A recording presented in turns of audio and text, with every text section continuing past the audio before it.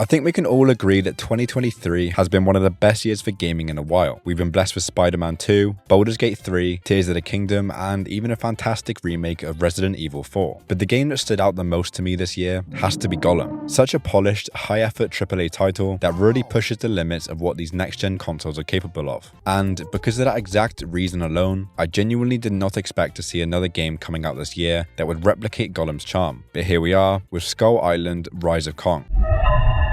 Now, I'm not too sure what we did to deserve such a blessing from the developers over at Iguana B, but I can only assume that a 5-year-old child was the lead developer on this one, because it might actually be worse than Gollum. As unfortunate as the situation is, it shouldn't then allow the publisher to go ahead and charge us £33 for a year's worth of work. At that point, whether the game is rushed or not, you're actively stating that spending £33 on Kong is better than spending £28 on the Resident Evil 4 remake, which is exactly why I went ahead and grabbed the Colossus edition for £44, because I know this game is going to win Game of the Year. Rise of Kong. Now that you're all caught up on the Kong lore, let's go ahead and grab this platinum. Story I will tell you starts at a time of danger and uncertainty for the last remaining Kong family. So with that incredibly gripping intro out of the way, we are thrown into a tutorial level and instantly hit a ledge that I just couldn't jump over. I brushed it off and made my way to the first open section of the game, which chucks us straight into a cutscene that tries its best to explain what is happening in the story. The father and the son had yet to return from hunting. The mother, fearing the worst, decided to venture out in search of her family. Before being introduced to the most amazing and in-depth combat system in the world, with the 3-hit combo. This requires you to press square 3 times to get a stronger final punch, and this is literally the only combo in the game. But after dealing with the first set of enemies, I thought I would go ahead and check the map. And this is when I realized exactly the kind of mess I was getting myself into. So luckily, there is a tracker for both collectibles and ascension events that I will go over shortly. But neither of these are placed on the map, and the most painful discovery of all is that there's no player icon on the map. This meant that at all times, I was pretty much lost, wandering around the level that looks exactly the same the entire way through. The only way I could think at the time to combat this issue was to take a picture of the map and then highlight where I had been to keep myself from going in circles. And for the most part, this was a pretty foolproof method. I will skip over the tutorial section because, well, it's a tutorial, but we did manage to grab the first trophy of the game for eliminating 5 enemies in less than 10 seconds. And then, right at the end of this amazing tutorial, there is an important cutscene that plays.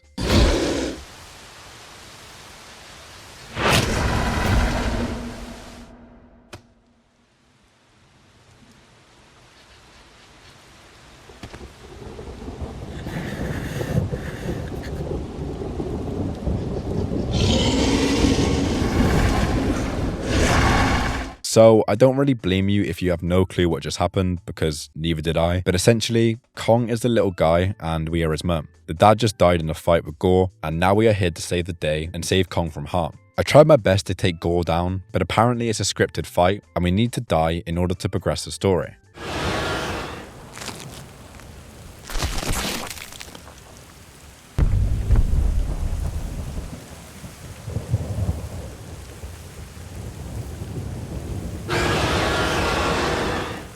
With both of Kong's parents now logged out of life forever, we have the privilege of staring into this 4K ray trace pond to see our reflection.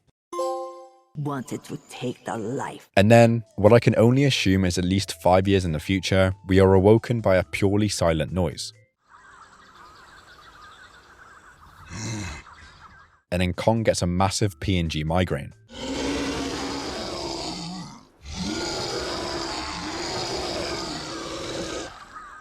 I just want to point out that this game has absolutely zero guides available anywhere online, and while I was up for the challenge, I was going into this entire game blind, and that caused me to search pretty much every corner and every ledge of the map in order to find all the collectibles and ascension events. I think with a guide, this game is probably possible in about 5 to 6 hours, but I ended up spending 26 hours of my precious life combing every single stage for the collectibles. This process was made 10 times worse with the lack of map functionality, but also by the fact that the game game doesn't separate the collectibles into levels, instead giving 25 collectibles as an overall guide, leaving me kind of stumped as to how many would be in each level. The first collectible is pretty early on in the first level, and while attempting to grab it, we can earn our second trophy for picking up this crab and eliminating another crab with it. Before reaching the end of this path to grab our first collectible of the game.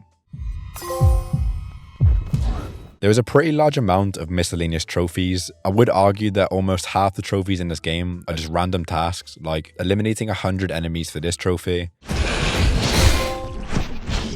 or hitting a flying animal for this trophy. For now though, we can reluctantly head to our first Ascension event that almost made me change my mind on this platinum altogether. See, until a few hours later, I didn't realize that you could charge into enemies to stun them, so when I approached this fight, the 3-hit combo was all I knew, and it really did not go down very well. I died again and again and again, and so many more times that I really did not think I would make it past this first Ascension event of the game. The main reason for this was because the blue dinosaurs have a stupidly overpowered ability that pretty much locks you into place and most of the time will just kill you instantly. The only way to avoid this is to use the charge ability to escape, which of course I just didn't know yet. I did eventually defeat the event by eliminating the first wave of enemies and then grabbing a log that stuns the enemies with one hit. Alongside beating this event, we also unlock our first skill point of the game. These start off pretty slow, 1 or 2 being earned per event, before eventually earning 4 or 5 per event later on. They are used to upgrade the skill tree and, as you'll see later into the video, caused me a few issues as the game went on. For now though, we can continue to explore this copy-pasted level, doing a few more Ascension events and finding a few more collectibles, before running into the first boss fight of the game. Now, as this was the first boss fight and because I had no clue what would be in store for me moving forward, I decided it was the best time to knock out a few trophies. One for beating the boss without losing any health, and another one for using fists only, or for not using abilities. And let me tell you, this was easier said than done. This boss is genuinely so random and just does whatever it wants, so it was impossible to figure out exactly how to beat it. It has 2 phases, and the first phase, while kind of difficult to figure out, did end up making a bit of sense after a few deaths. The earthworm will chase you around non-stop, and from what I could tell, it's pretty much resulted in being hit like 99% of the time. To counter this, I eventually figured out that if you move away fast enough, the worm is locked into a set position for some reason, and this time comes out of the ground with a rock. I can't be sure what causes this or if this is even intentional in the first place, but if you stand behind the rock, it will charge once again, this time coming out of the ground to knock itself out. After taking a few 3-hit combos to the face, the worm will go underground and you just have to repeat the same process again. The issue is though, I just couldn't execute this method perfectly, and I really still have no clue how this boss fight really works at all. I did eventually get lucky though, and managed to flawlessly trigger the rock method a couple times to reach the halfway point, when all of a sudden, a cutscene plays and the second half of the boss fight starts. And I cannot explain to you at all how this works because I just don't know what I was expected to do. The rock method no longer works here, but the worm continues to bring up rocks on the ground anyways. Also, the lock-on thing is pretty much all the worm does now, so I kind of feel like these 2 stages are merging accidentally, but I can't really say for sure since I don't have a clue what I was meant to do. I did end up losing my no damage run with a crazy hit from splash damage that almost made me reconsider everything up to this point. But I kept trying and eventually got to the second phase again, this time deciding my only real option was to continuously chuck rocks at the worm, chipping away slowly at its health before eventually it fell, earning me 3 trophies. 1 for beating the first boss of the game,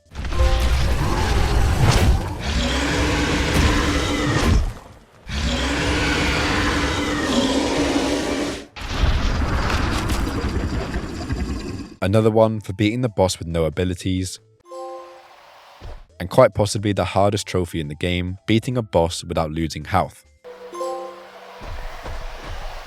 After beating the boss, I realized that this was the end of the first level and quickly tried to retrace my steps because I still had 1 collectible and 1 event left to complete. However, it quickly hit me that it's impossible to return back to the beginning of the map once you've gone too far, and it wouldn't have been an issue if this game had made it clear that that was the case. I had 1 short prompt pop up on my screen that told me I need to upgrade my ability to break this wall, and then it just never popped up again. I had no clue what upgrade was needed or how far into the game this ability would become available, and this is when I started to truly explore every single section moving forward in order to stop this from happening again. So we headed into level 2, and after attempting to climb the wall, I got stuck in a softlock and had to restart the save. I did find my first collectible pretty early on, along with the first event too, which gave me hope that this level would be over pretty quickly. But I could not have been more wrong. See, the maps in this game are just straight up bad, but levels 2 and 4 are on another level. As you can see, level 2 is just a copy-pasted open environment with absolutely nothing going on. There's a few events to deal with, some collectibles too, but that is literally it. There is nothing but open swampland that I spent a solid 3 or 4 hours combing through because I couldn't find the last collectible of this area. I knew exactly where it was because I had searched everywhere else except for this one underground cave, but as the whole level looked identical, it was extremely hard to pinpoint my exact location when running around. It got to the point where I'd searched this map so much that I just decided to walk around the outside as a last resort. Eventually, I managed to stumble across an extremely hidden entrance to the last collectible, which has to be the most unfriendly player design choice ever, given the fact that the whole map is covered in a thick coat of fog. Anyways, now that the cave entrance was found, I can make my way through and grab the last collectible of the level, before heading into level 2's boss fight, which I understood a bit more, as it was just a larger version of the crabs that we were introduced to throughout the level. The main issue I found with this fight was that the splash damage for some reason got stronger in the second half of the fight, and I know that sounds like a given, but it was only one move that this was applied to, so I don't really know whether it was intended. The crab will do the swinging move when you get close. It's completely random, but easily avoidable in the first half, even to the point where you can get pretty close and hit the crab while he's doing the swing animation. However,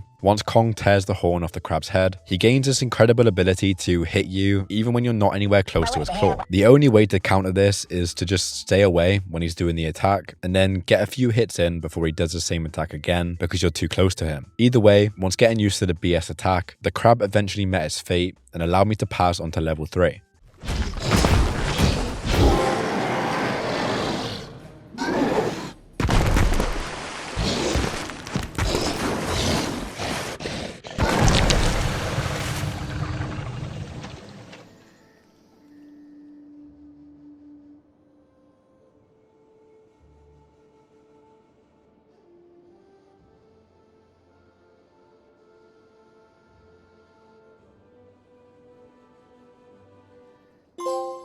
I also realized that this fight gave me a new ability, so I headed back through the level to reach level 1 again. This time, I was able to break the wall down and grab not only the last collectible, but also the last event to 100% level 1.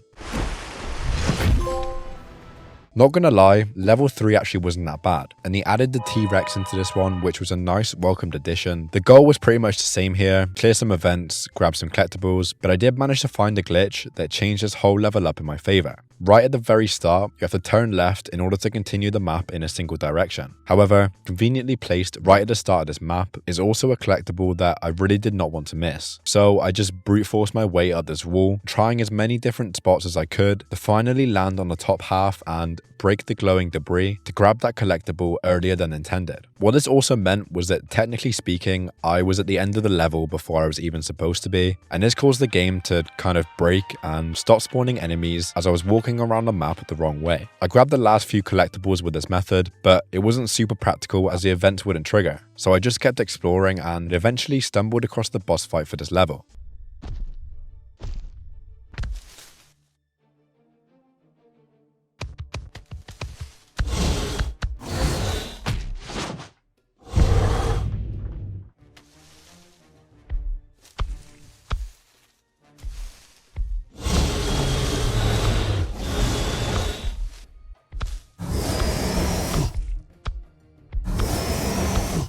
This was probably one of the better boss fights in this game because it was pretty balanced and I don't really have anything bad to comment on. It was pretty hard though, and the reason for this is because the little enemies are spawning in all the time. So while you deal with the 3 bosses in one fight, you're also dealing with multiple little enemies too that are constantly taking your health down. Because of this, I was losing health all the time, and after taking out 2 of the bosses, I barely managed to beat the last one with 1 HP remaining.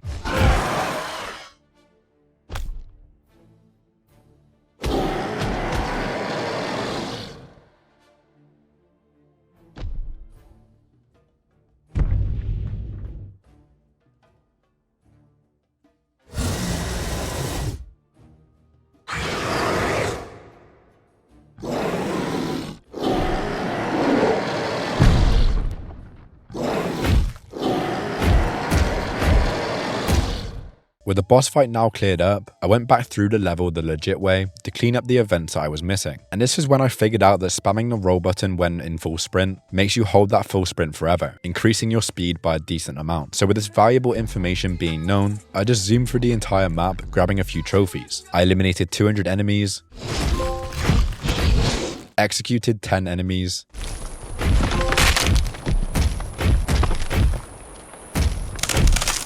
and finally, after beating the last Ascension event, grabbed the trophy for 100%ing the level. I do want to quickly mention that these 100% trophies aren't actually for getting 100% in the level because they're only tied towards the Ascension events and not the collectibles. So realistically, you could 100% the game by only completing the Ascension events and nothing else, which in my opinion just kind of makes no sense. Moving on though, Level 4 was up next, which is easily the worst map in the game for me. This is the worst for a couple reasons, but mainly, it's the worst because of the map having no icon. It's meant to be a spider cave, and there are spider enemies too, which are equally as bad as the map, but the issue with the spider cave style map is that there's underground paths and random twists that I just couldn't really track when there's no icon on the map. Of course, I did try my best, but it didn't really work in my favor, and I eventually just gave up trying to track my location and just winged it as best as I could. Level 4 was also the level I realized that I had experienced a pretty large glitch that seemingly no one else had experienced throughout their playthroughs of this game, and the problem at hand was that my skill points had been reset. This might not seem like a big deal, and at the time, I really wasn't too fussed either because I thought it was a visual glitch, but as you can probably guess, this was 100% real and I had just lost all of my points. I did eventually get enough points to upgrade one of my skill trees, earning me a trophy. I can't really figure out any other reason as to why this would have happened, other than the fact that it is caused by closing your game. I don't really know what kind of code or error you have to make for this to even become an issue, but both times I turned my game off to continue the next day, I woke up to my skill points being erased, which was amazing news. This wouldn't be an issue until later on, so for now, we can continue through level 4, getting lost constantly with the best map design in the world, before stumbling across the boss fight, which again was easily the worst so far in terms of design. The boss is a spider and she camps on her webs at the top, aimbotting you to keep you stuck in place before spawning a bunch of her spiders to defend her, while you have to hit her down with a rock. These spider enemies are just way too strong and do a crazy amount of damage that dealing with those, plus trying to deal any damage to the boss, just resulted in a massive loss of health. As with everything though, I did manage to get this done, and with the boss fight out of the way,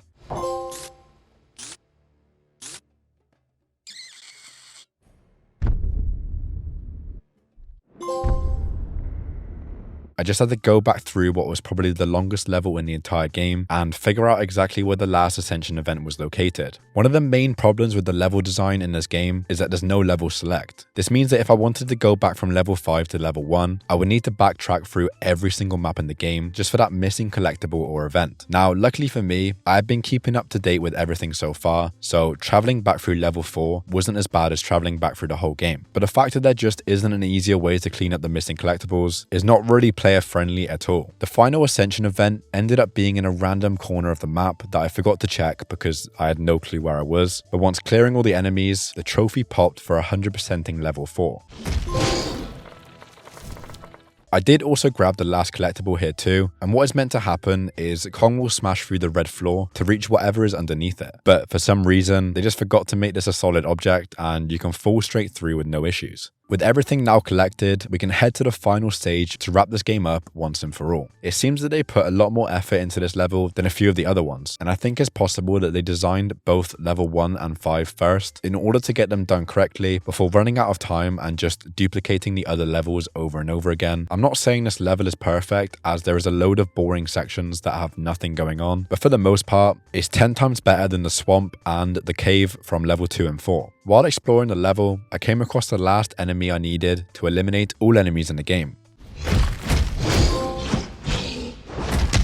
And then came probably the worst news of all time. As I mentioned earlier, my skill points had been reset. Of course, I thought it was a visual glitch, but after finding all Ascension events in the game to earn the trophy True King, I did not receive the trophy Training Completed for collecting all skill points. This basically means that the game tracks your skill point progress based on how many you currently have in your inventory and the ones that are already spent on your skill tree. So the fact that I had pretty much no skill points, even though I completed all the events, meant that the trophy requirement was not met and it was not going to unlock. This pretty much left me with my only other option being to restart my game, collect all the skill points, and go through all the Ascension events again while keeping my PS5 on the entire time to avoid having the points reset. For the time being, I had to focus up on the few remaining trophies I could still achieve in this playthrough, specifically Completionist for collecting all collectibles in the game. And even though this game is horrible, Completionist is such a cool trophy name that I truly believe should have been the name of the platinum.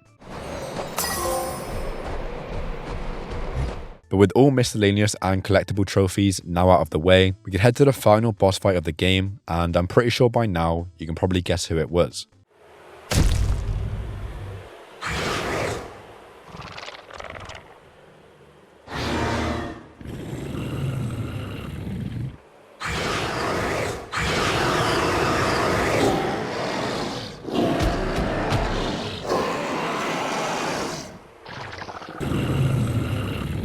This redemption fight with Gore was surprisingly difficult, but I think the main reason for this was due to attempting the trophy Fists Are Enough for defeating him without using any abilities. The difficulty was mainly down to the fact that he has this overpowered ability that stuns you right away, keeping you stunned for a few seconds while he attacks you with no escape. I did eventually figure out that you can stay pretty far back once you feel enough time has passed, and Gore will most likely always do the stun attack, leaving enough room between us to recover and go again. This made the fight 10 times easier, and after destroying him with the classic 3-hit combo, took him down to earn a story-related trophy.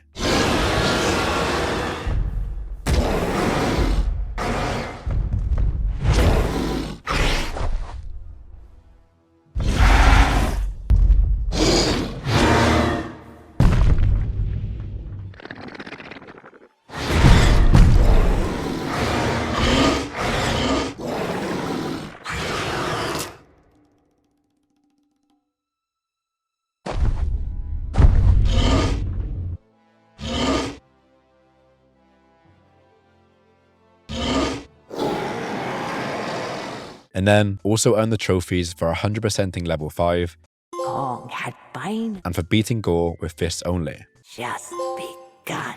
And with that, basically every trophy for the platinum was over, and all that remained was to grab every single skill point in the game once again. Of course, I'm not going to take you through the whole game because as great as it is, you've already seen it. So here is the final Ascension event that I needed within level 5, finally giving me the platinum for the best game of the year.